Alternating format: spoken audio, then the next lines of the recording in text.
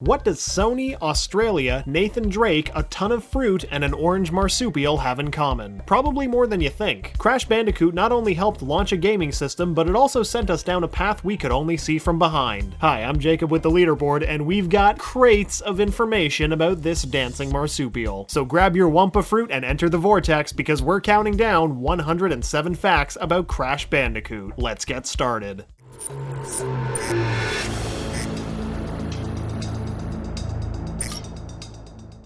Number 1. Counting the upcoming Sane Trilogy, there are a total of 20 games in the Crash Bandicoot franchise. Number 2. The original game was released on September 9th, 1996, exclusively on the PS1. Number 3. Crash Bandicoot was created by Andy Gavin and Jason Rubin's Naughty Dog Studios in 1994. Number 4. Naughty Dog is also known for creating games such as Jak and Daxter, Uncharted, and The Last of Us. Number 5. After presenting the game Way of the Warrior to Universal Interactive Studios, Naughty Dog Studios signed on for a 3-game deal with the company. This required both Gavin and Rubin to move from Boston to Los Angeles. Number 6. It was during this 3-day cross-country trip that Gavin and Rubin first came up with the idea for Crash Bandicoot. Number 7. After thinking about what system to pitch Crash for, they decided to go for the Sony PlayStation due to the failing numbers at Sega and due to the mystery behind Nintendo's upcoming system, later revealed to be the Nintendo 64. Number 8. The idea behind Crash was to create a 3D platformer to rival Sonic, Mario, and Donkey Kong, but from a new perspective. The idea of making a 2D platformer in a 3D environment was unheard of at the time. Number 9. Part of the reasoning for our favorite Bandicoot's inception was to help Sony create a mascot for their new PlayStation system. Number 10. While working on Crash, Gavin and Rubin had no way of knowing if Sony was already preparing a mascot for the gaming system. This was a huge chance on their part that paid off very well. Number 11. The 3 animals considered for Crash were the Wombat, the Potteroo, and of course, the Bandicoot.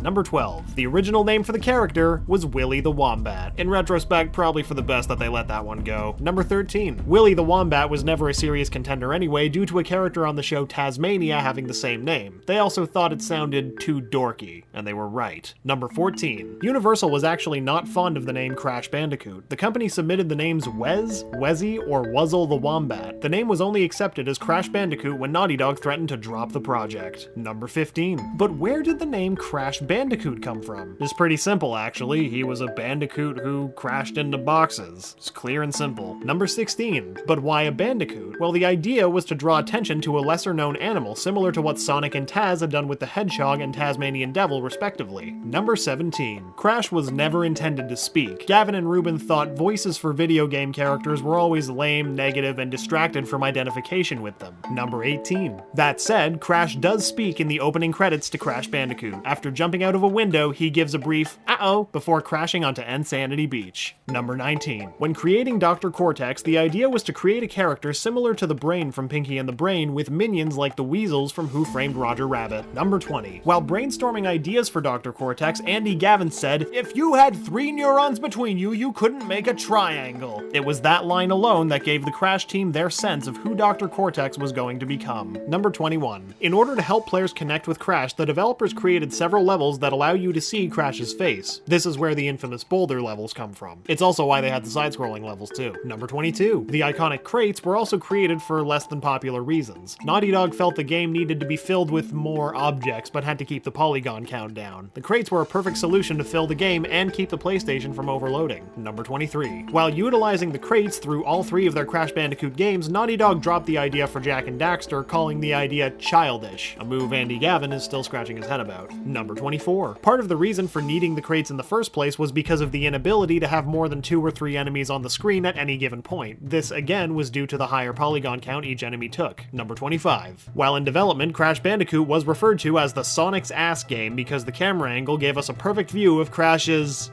backside. Number 26. When Crash Bandicoot premiered at E3 in 1996, it premiered at the same time as the N64 and Mario 64, so it's not like there was a lot of pressure or anything. Number 27. During the expo, Universal Interactive Studios accidentally forgot to place Naughty Dog's name or logo on any of the promotional material for the game. This was apparently part of Universal's constant struggle to take full credit for creating Crash. Naughty Dog's response was to create their own material to hand out at E3, calling themselves the creator and developer developer of Crash Bandicoot. Apparently, when Naughty Dog gave a copy to the president of Universal, he wasn't too pleased. Number 28. Ever wonder why Crash is the only character in the game without a neck? Turns out it was once again to cut down on the polygon count in the game. Still doesn't explain my Nathan Drake figure though. Number 29. During development, Naughty Dog used vertex animation rather than skeletal animation in creating Crash Bandicoot. This allowed them to heavily maneuver and manipulate Crash to be more like a Looney Tunes character rather than an actual Bandicoot. Number 30. Crash was made out of 512 polygons for the initial game. This didn't change much over the original 3 games. These polygons were non-textured, so in order to fix that, they used a method called corner colors to create the illusion of texture.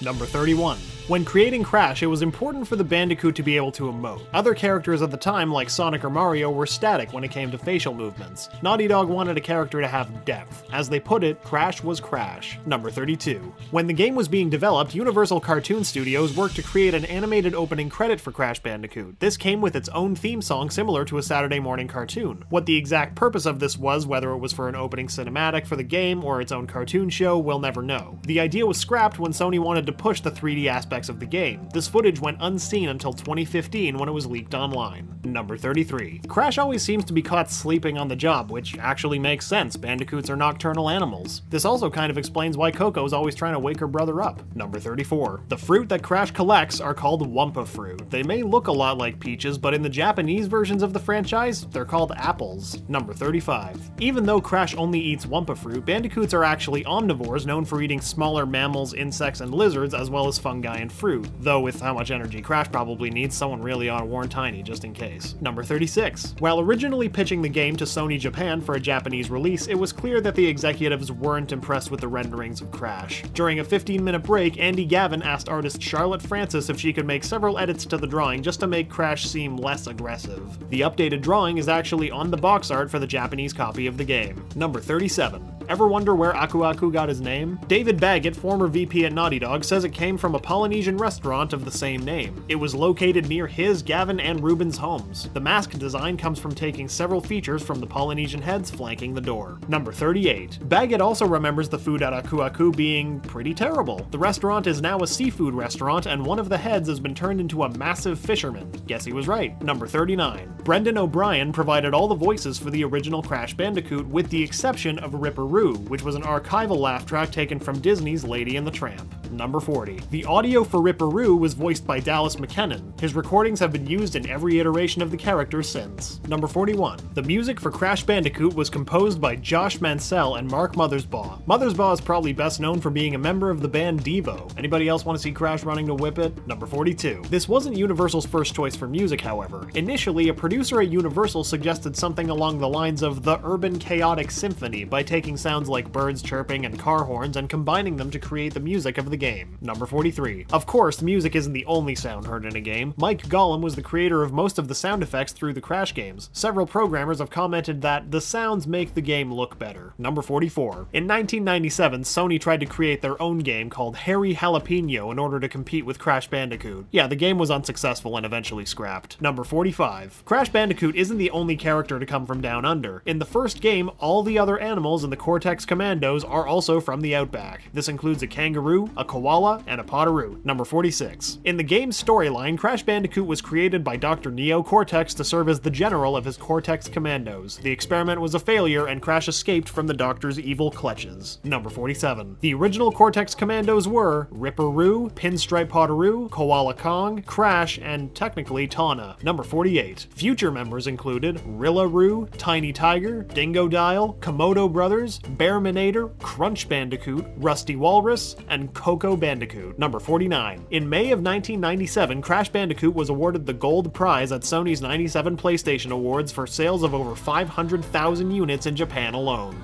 Number 50. Apparently, predictions of Crash's popularity were so big that Universal Studios almost created a Crash Bandicoot attraction at the Universal Studios theme park. Number 51. Although it released only a month after Mario 64, critics claim that Crash copied various elements from the Red Plumber. This annoyed the Naughty Dog team to no end, since neither team had any knowledge of the other during development. Number 52. Crash Bandicoot was so popular that Naughty Dog started on the sequel almost immediately. By E3 of the following year, Crash Bandicoot Cortex Strikes Back was revealed. Number 53. Crash Bandicoot 2 Cortex Strikes Back was released on October 1997, starting a trend of an October release for most of the main Bandicoot games. Number 54. The character's signature Crash dance was created to help promote Crash Bandicoot Cortex Strikes Back for the Japanese audience. Number 55. The dance was so popular that a music video of the dance was released in the disc for the Japanese version of Crash 2. Later, fans would be able to purchase it as a VHS. Oh, remember VHS? Number 56. Crash Bandicoot was so popular in Japan that it was severely localized for the Japanese release. Things like the box art, level difficulty, and music were changed for the Japanese audience. Number 57. The character of Tawna was initially designed to be Jessica Rabbit as a Bandicoot. Number 58. Tawna was removed from Crash Bandicoot at one point, and for all future games, supposedly for being inappropriate for a kid's game. Or so it goes. Number 59. The real reason was that an executive at Universal Interactive Studios was nervous about her appearance and asked for a redesign which the creators didn't like. Gavin and Rubin weren't pleased with the redesign, so they simply removed her from future titles. Number 60. Tawna would be seen again in the series as an unlockable character in Crash Boom Bang, looking closer to her original design.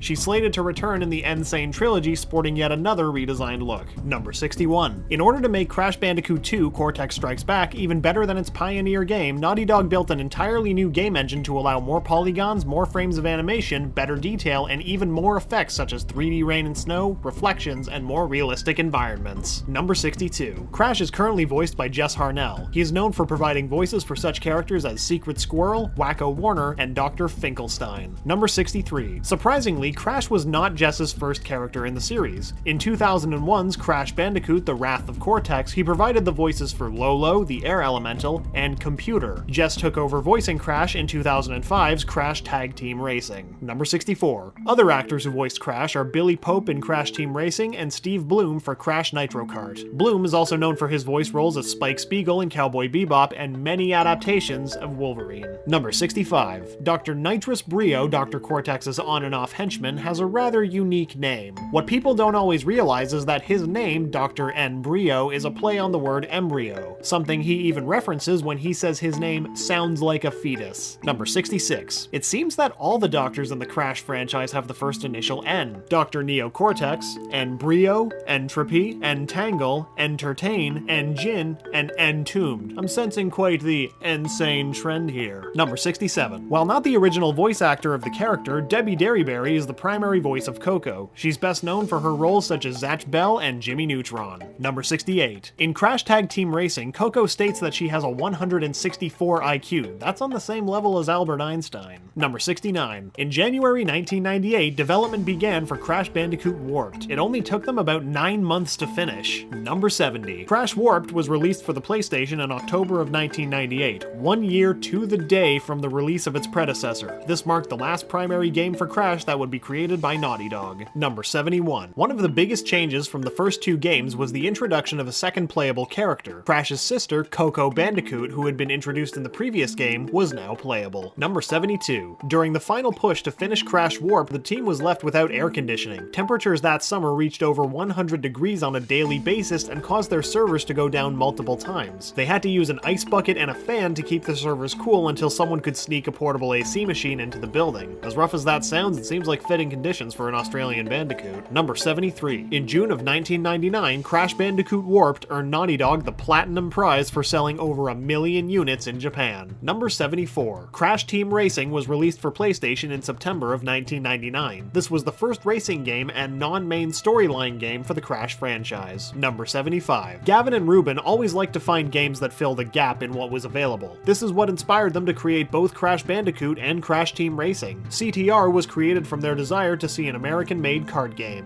Number 76. In CTR, there was a hidden character available through a code found in PlayStation Magazine. While playing as this character, Penta Penguin, some of their voice files played back as Penguin EA1 and Penguin EA2, rather than their desired audio files. This error was later fixed in the European version of the game. Number 77. After completing their 3-game deal with Universal, Naughty Dog decided they wanted to continue creating games with Sony, but without Universal acting as the middleman. Sadly, the only way to do so was to leave behind their beloved Bandicoot. After Crash Warped, they did just that to work on Jak and Daxter. Number 78. Apparently, after notifying Universal reversal of this move, the creative team for Crash Warped had to finish the project in the hallway of their office space as the actual office was given to another creative team. That's when they dealt with the no AC fiasco mentioned earlier. Definitely rough conditions, but not only did they manage to finish the game, but Warped turned out to be the best in the original Bandicoot games. Number 79. In 2004, Jason Rubin gave a speech at the Design, Innovate, Communicate, Entertain Summit called Tara Reid and the Future of Game Design. In the speech, he spoke about the mistreatment of game designers and how video games should be viewed as art. Number 80. During the development of Crash Team Racing, the team rebuilt the Crescent Island course from Diddy Kong Racing to test if a track of that scope was possible on the PlayStation.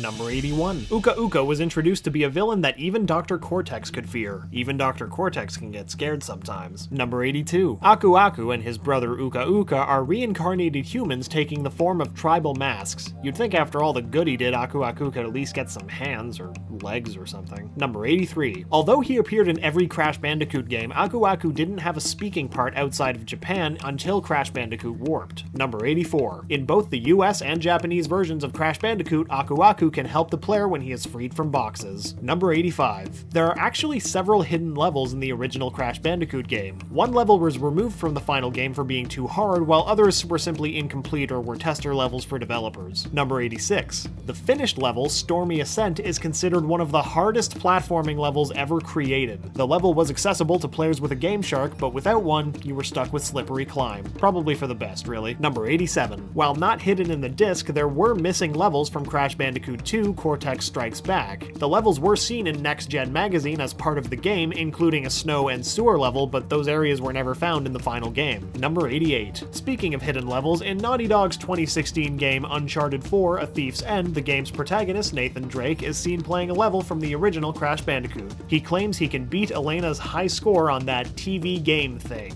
Number 89. While playing the game, Nathan comments that it's not very realistic, and that Crash looks like a fox. Now, to be fair, a globetrotter like Nathan Drake probably knows Crash looks nothing like an actual Bandicoot, but apparently Nathan Drake is also allergic to fun, so... Number 90. In 2014, the fossil of an extinct animal was found in Australia. When it was discovered to be an ancestor to the Bandicoot, the fossil was named Crash Bandicoot. Number 91. One of the actors who voiced Dr. Cortex is Lex Lang. Lex is known for voicing Gold and Dick Grayson in Batman the Brave and the Bold, and Goemon Ishikawa the 13th from Lupin the Third. Number 92. Another actor who voiced Dr. Cortex is Clancy Brown, who's known for his roles as Red Hulk, Lex Luthor, and Mr. Krabs. Number 93. Clancy Brown is also the voice of Uka Uka, Aku Aku's evil brother, first introduced in Crash 3 Warped. Number 94. In Crash Bandicoot, the sounds Aku Aku makes is pure gibberish. Apparently people in the office would have fun interpreting what the sound was. The most common one was apparently rutabaga. Number 95. While Crash is mute in the games, he has several live-action commercials for them and for the PlayStation in general. In several of them, he's threatening the Plumber Boy or Mustache Man outside of Nintendo HQ. A Nintendo staffer even asks if the Bandicoot is Italian. Number 96. Crash appeared as the Pizza Hut mascot in 1999, reminding people to eat their stuffed crust pizza backwards, which is the best idea I've ever heard. Number 97. There's another Bandicoot! After seeing a cheap Crash Bandicoot toy in Japan, the Naughty Dog team decided to make a buck-toothed, bushy-browed version of their hero named Fake Crash, or Trash Bandicoot. Number 98. Trash Bandicoot can be found in Crash Warped after defeating Neo Cortex and having collected all the crystals and gems. When replaying certain levels, you will see Trash doing his own version of the Crash dance in the background. Number 99. While most of the Cortex Commandos are different animals, there are 13 different Bandicoots in the Crash Bandicoot franchise. The main ones are Crash, Tawna, Coco, Crunch, and Trash. Number 100. Coco Bandicoot appears to be a fan of a certain franchise. In Crash Tag Team Racing, she can be heard saying, "Red Leader, I'm starting my run." This is of course a reference to the Star Wars franchise. The Force is strong with this one. Number 101. According to Nitrous Brio, some of the Cortex Commandos were mistakes. This could possibly include Ripperoo and Crash himself. Number 102.